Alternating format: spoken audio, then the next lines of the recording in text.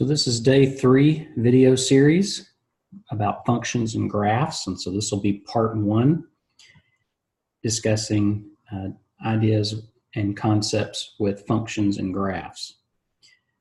So when we're talking about a set of ordered pairs, we are talking about a relation, that relationship between x and y.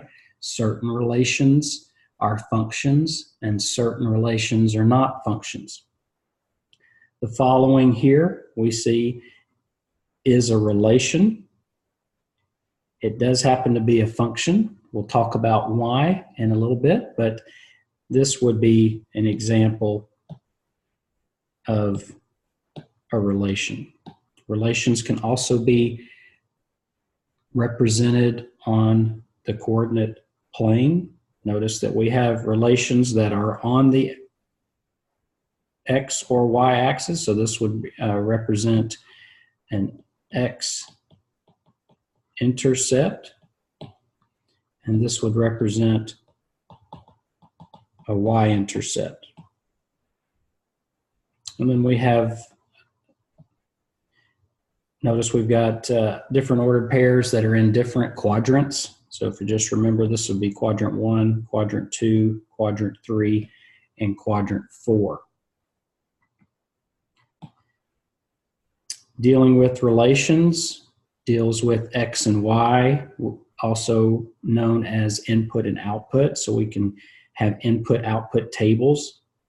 So we can also express the relation in an input-output table. And the set of all inputs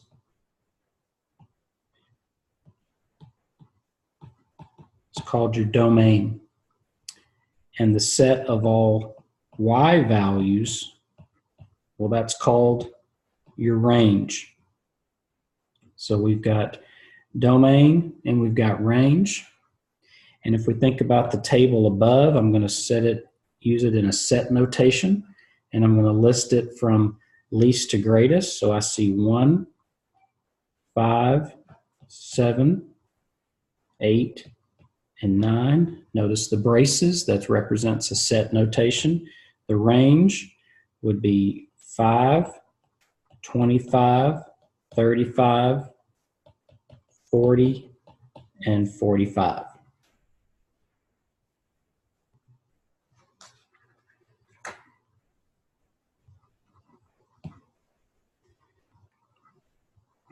So transferring now to functions, as I said earlier, we do have examples of relations that are functions and then relations that are non-functions. So in this little section, we'll look at functions, what does it mean, and different examples of functions and non-functions. So a function establishes a relationship between the domain or the input and the range or the output. So by definition, there's exactly one input for every one output. So when we think about that, let's look at our table. Time would be our input or domain. Distance would be our output or range. And so when we think about it, for every 0, there is a y value. For every 1, there's a y value. 2. Here we've got 3 and 3. So 3 actually has 54 as an output, but then 3 has 84 as an output. So this doesn't fall in line with that idea of exactly one input for every one output. And so we would say that this is not a function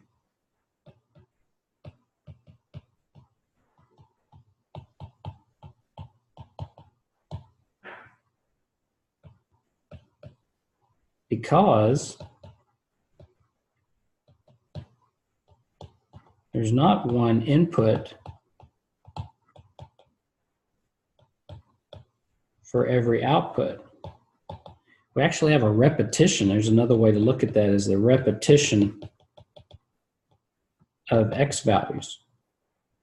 And anytime you see that repetition of x values, you know that this is not going to be a function, because you can't, remember, it's like typing on a keyboard or punching a letter on your phone, typing a letter, texting something. You would expect that when you press S, you're going to get S as an output, that one-to-one. You're not going to expect that when you press S that you're going to get S and T. So in this case, when you press 3, you're not getting just one output, you're getting two outputs. So therefore, this is not a function. Notice your domain or your input. Do you see any repetition of x values? And the answer is no. So for every input, there's exactly one output. But sometimes this comes up in conversation as well. Can we have repetition of y values? And the answer is yes. You can have repetition of y values. For every input, there's exactly one output. So if I say 340, I can also say 540, because for every input, like 3 or 5, there is an output. The output just happens to be repetitive. So yes, this is a function and does follow the definition. You can also say that there are no repeat x values. So this is definitely a function. All right, now we can look at another way of representing functions and relations is a mapping diagram. So that idea is just, it's two sets. It's two ovals here where one represents input, one represents output or domain and range.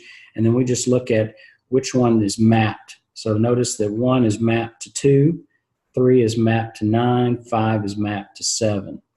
So yes, this is a function, and we know that because everything's a one-to-one, and there's no repeat in the x value.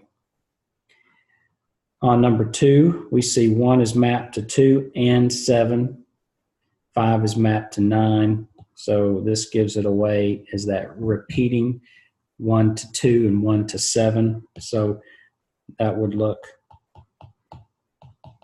like this. And we cannot have that repetition, so 2 is not a function. And then look at 3. So 1 is mapped to 2, 3 is mapped to 9, 5 is mapped to 9, but that's okay because we can have the repetition of y values. So we've got figure 1 and 3 are functions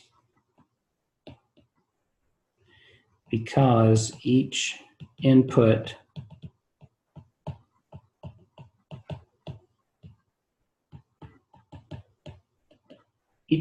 has exactly one output, or we could say that the x values do not repeat.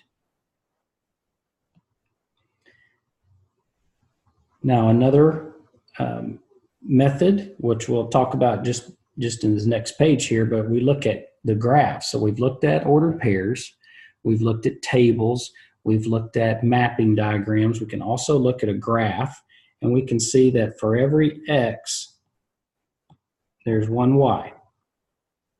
And so this would represent a function. And here, if we have one x, we actually have two y's.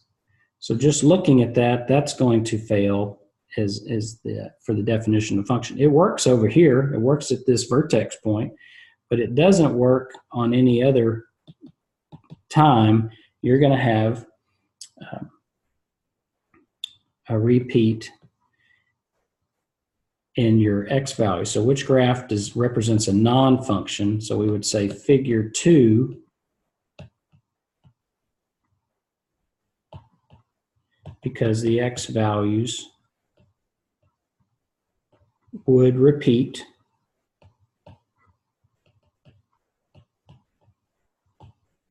And this doesn't follow the definition of a function. For every one input, there's exactly one output.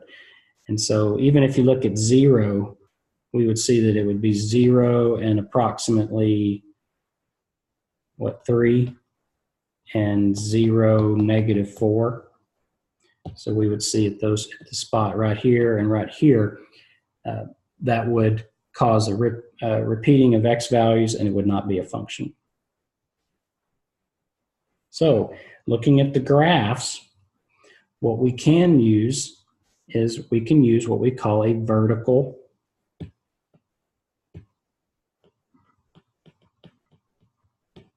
line test to verify if a graph is a function. So we would say if a vertical line passes through no more than one point on the graph, then the graph represents the function. So if we go back to this example here and we test that, we would say, well, this line, it touches once, touches once, touches once. All at these different points on the graph, it only touches one time. It only intersects that graph once, so that would be a function. But when you try it on different parts of the graph, notice that hits twice, and this hits twice, and that hits twice. Now this only hits once, and that could have been the first time that I test that and notice, oh, well, it only hits once. Well, then if I try other points, you can see, well, that hits twice, and it would continue going as the x values increase. So this would not be a function because it fails the vertical line test.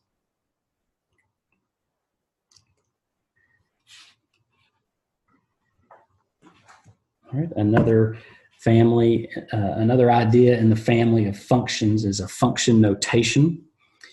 And so this is more of how we write equations, and instead of using an x or a y. So a function is usually named by a letter.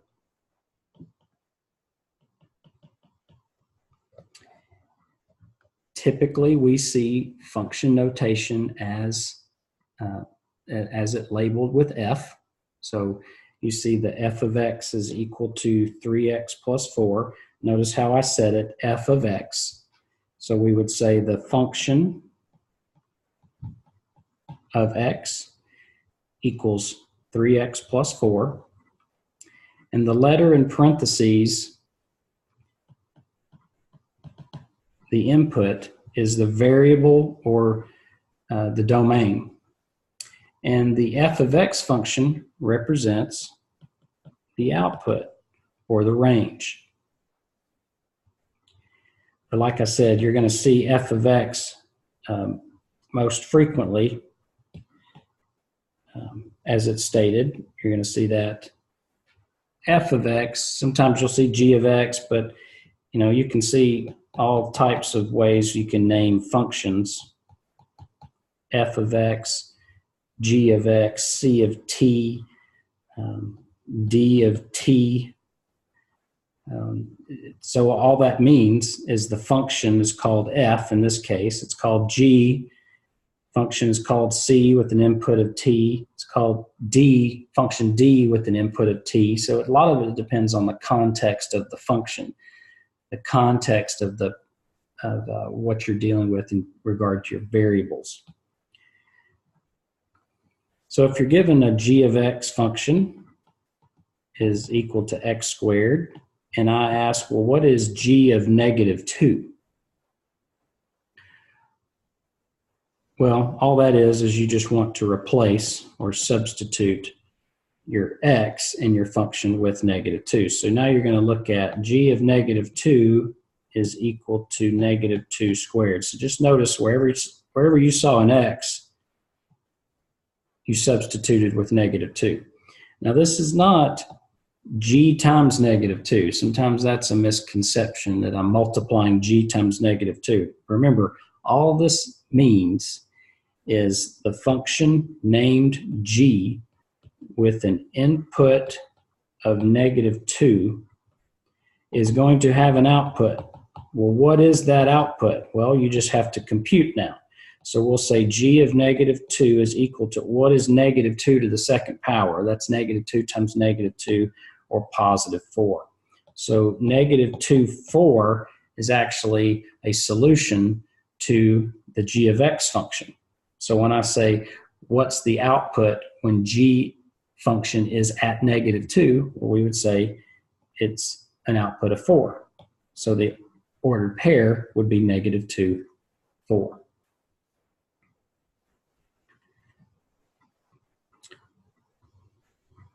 Another piece of function notation, sometimes we want to add or subtract or multiply or divide the functions together. So these are called composition functions, or maybe we might say we want to compose the functions together. So I've got to have functions defined in order to do this. So if I want to find f plus g, that just means I want to add the two functions together. So 6x plus 2 and 2x plus 2. Well, when I add those together, I'm going to get 8x plus 4, and that is what f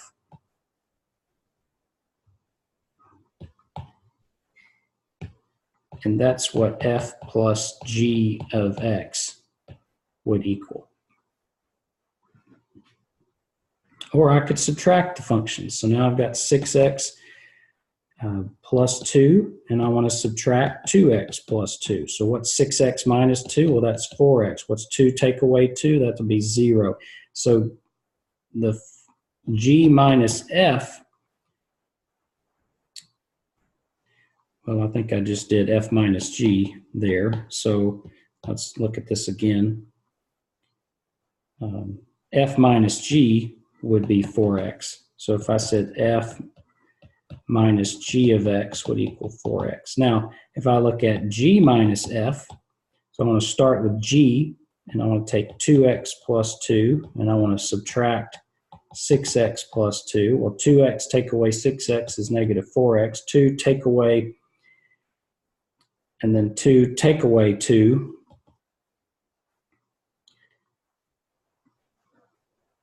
would be 0.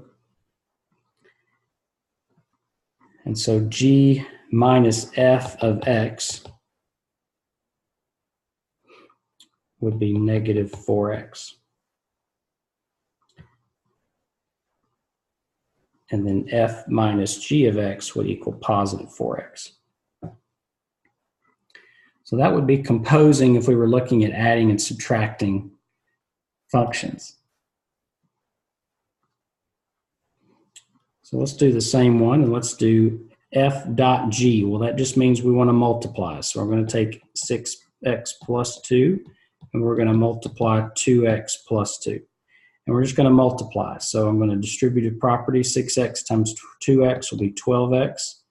6x plus 2 would be 12x squared. 6x times 2 would be 12x. 2 times 2x would be 4x, and 2 times 2 would be 4. So you get your 4 terms, these being like terms. So that would be 16x plus 4. And this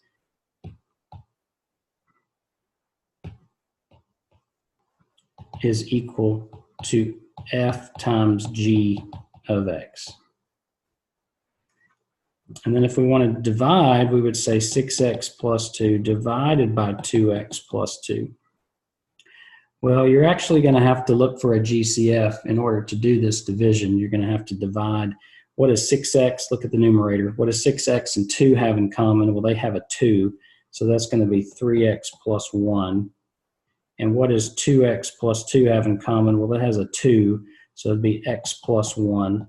So these would divide out, leaving you with f divided by g of x would be equal to 3x plus 1 divided by x plus 1. And what you cannot do is you cannot divide out these 1s and divide out these x's to get 3. That's not correct. There's no more like terms to divide out. There's no more factors to divide out. So you would leave it as f divided by g of x would equal 3x plus 1 divided by x minus 1.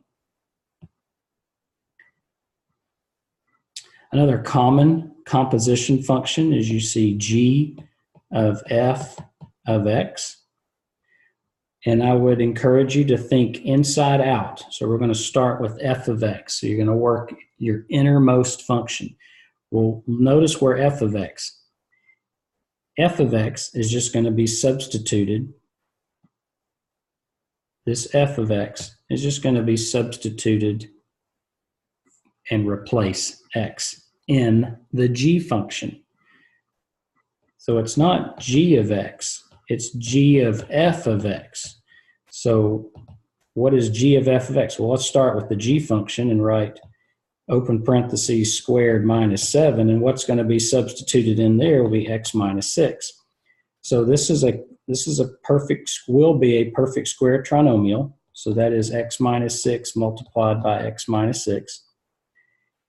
And a way to kind of fast forward this multiplication is just remembering the process of how perfect squares work. So I can square the first term, so that'll be x squared.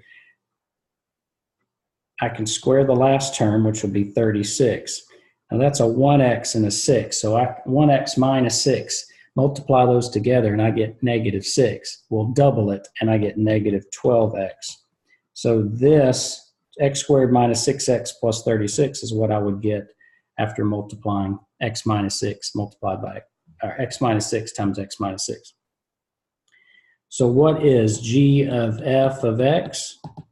It's x squared minus 12x plus 36. And that's a very common notation for your function notation, is said that way and written that way, g of f of x. Or I could flip it around and want f of g of x. And if I wanted f of g of x, and that just means I would start with the f function where I have x minus 6, but I'm not going to use x minus 6. I'm going to substitute x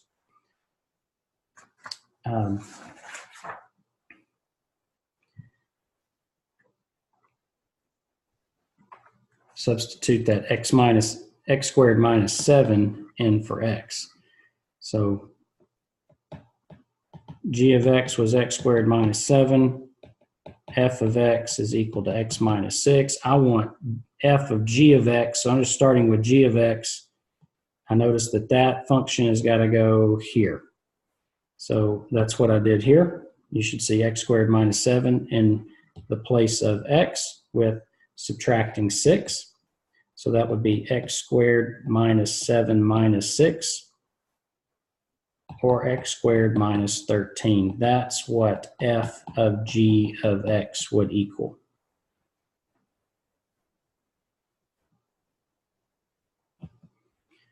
All right, let's talk a little bit more about the domain of functions. And the domain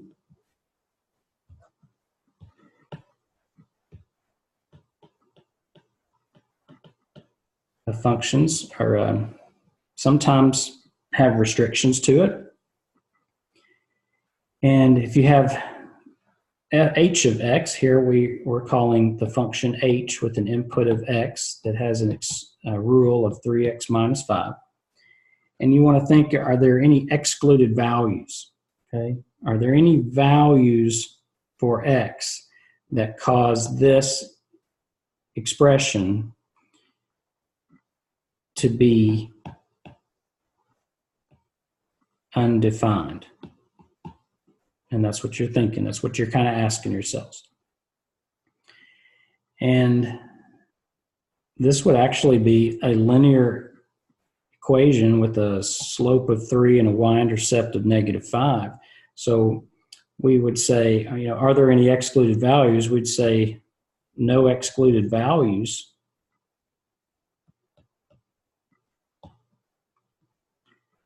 Part B says, are there values which cause restriction in the domain or range? No, all real numbers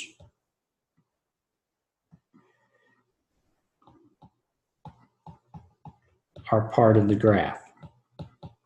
So there's not a hole in the graph. There's nothing, there's no x value that's going to cause this function to have an undefined value.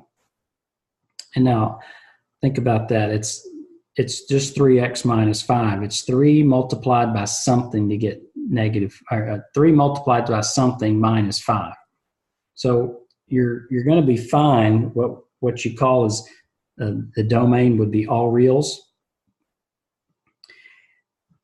Now, you take something like this, and now we've got f of x is equal to 1 divided by x squared minus 9x plus 20. Now we're going to have a possible problem because 0 in the denominator will cause a ratio to be undefined. So let's go. We know we're going to have some excluded values here, so we want to go ahead and we want to factor. Let's go ahead and factor this trinomial. So a is 1. So we're thinking, what are some values that multiply to give me 20 but add to give me negative 9x? So that'd be -5 and -4. They both add to give you -9, but both of these multiply to give you positive 20. So what you're going to have, remember, since a is 1, and remember what I'm talking about here is when a is 1, I can write x minus 5 and x minus 4 from my two factors here. So f of x is equal to 1 divided by x minus 5 times x minus 4. So we do have two places where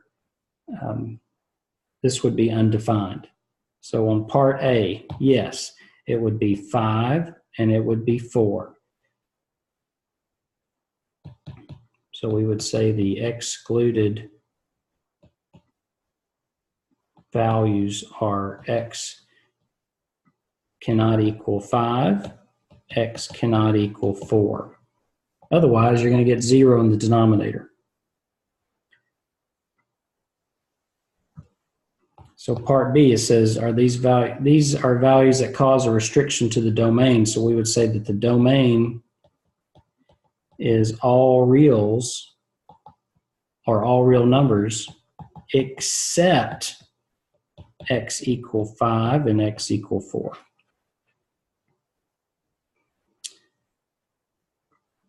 So anytime you see a ratio, which is what we call a rational function, in this case, this is an example. This is an example of a rational function because it's in a ratio form, and we can factor the denominator. So then we would say, well, there's a couple of, we know there's going to be at most 2 solutions, 2 values of x that cause this denominator to go to 0. And so once you factor it, you'll find them, and it's really just taking each and setting to 0 and see that x is 4 and x is 5. And so that's what we determined as what we cannot have. These are excluded from our domain. So what if you're asked about what's the domain and range of a following function? Well, just remember, you're going to write D colon and the set notation, and then you're looking at all of your x values. From least to greatest, I'm going to write 3, 5, 6, and 7. What are the range values? Well, the range, just your y values. So that'll be 1, 2, 3, and 5.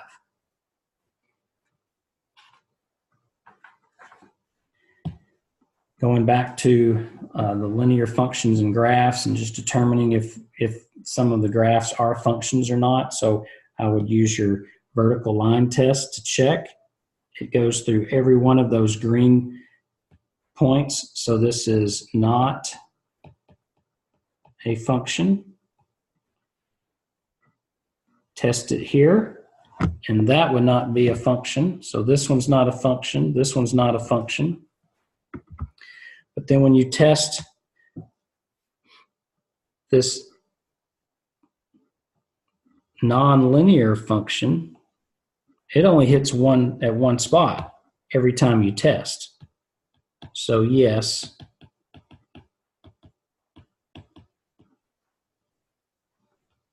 this is a function. So we would say it does not fail the line test. These two are not functions because they do fail the vertical line test. So now you can start to just look at graphs and determine if it's going to be a function or not. So that one, first one, that will fail it. This one will not. This one will not. So not a function. Yes, it's a function. Yes, it's a function. When you think of a circle, circle is going to be, it's not going to be a function. Then, of course, here is your test. That's what we're looking at. We're looking at a vertical line, and the vertical line is not a function. So we use that as a tool to determine if a function fails or passes the line test. And here's another one that does pass the line test. So this is not a function, not a function, and this is yes, it is a function. So that's the end of part 1 of this video series on functions and graphs.